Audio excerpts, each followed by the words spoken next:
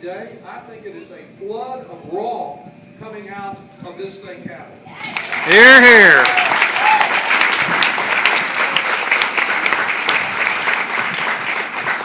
I think back to last September and October and November, and I heard the governor and the other state officials tell us time and again how much better our economy was than everybody else, that we were booming, that we were doing great.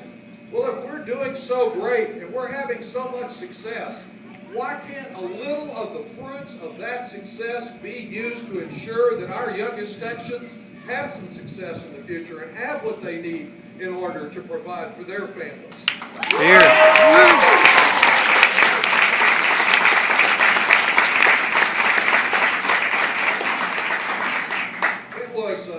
It was a few years before Lisa was at Zavala that I had my first elected position as the student captain of the safety patrol at Cracker Woods Elementary.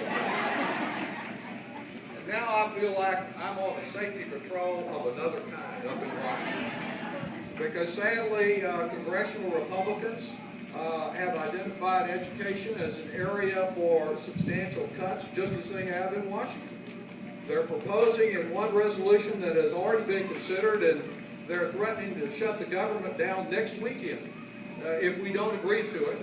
Cuts in science and math education, cuts in early education, eliminating a number of Head Start positions, cuts in Title I, which is important to the districts here in Hays County, cuts in IDEA, students with disabilities, and at the same time that they want all these cuts in federal aid to education, they say to a student who wants to attend Texas State or ACC or UT or anywhere else that the maximum individual Pell Grant would be slashed by $800 a year. It's billions of dollars in reduced federal student assistance for the future of those proud students, Margie, that we saw walk across the stage there with their diploma and who want to get more education.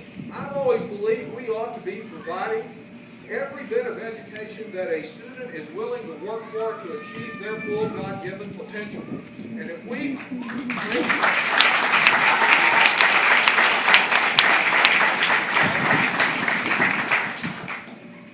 continue to pursue the kind of cuts that this legislature and this Republican House in Washington are talking about, we are not on a pathway to success. We're on a surefire fast track to mediocrity.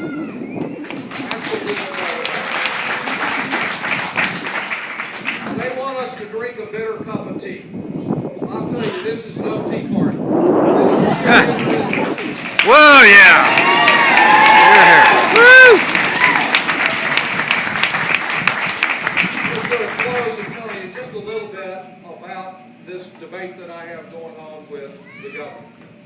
Because it didn't start out as a debate with him. He chose to make it that way rather than to deal with the substance of the amendment that 12 members from Texas decided to add to the education bill last year. We had received reports from parents and from school administrators and school boards and Texas School Board Association people all over the state asking us to see that education funds were not misallocated and denied to our schools again. And so we offered a very simple amendment. We put a string on federal aid to education to Texas. And it's a very simple string. It says that if we get federal aid to education, it ought to be used for education. Just like if we send Homeland Security money down here for the border, it's not supposed to be used for parkland. Well, if we send education aid here, it's supposed to make a difference in Hays County schools. And it would.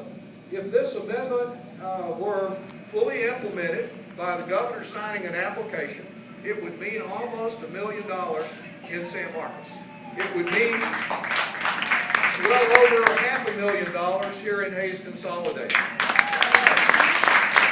That's money that can be available as soon as he signs a simple 3-page application.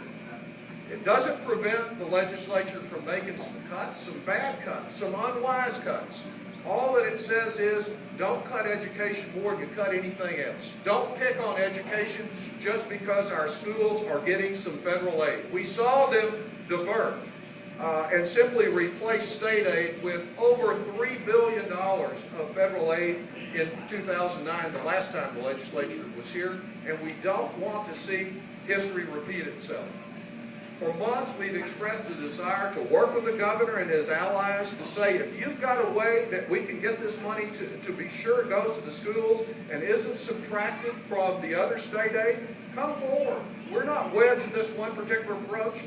Give us an approach that will work to get those dollars to the schools that need it. And they have offered nothing but request to repeal the amendment and a frivolous lawsuit that they filed about it. I say it's essential that we involve more and more people on this and all the issues. Y'all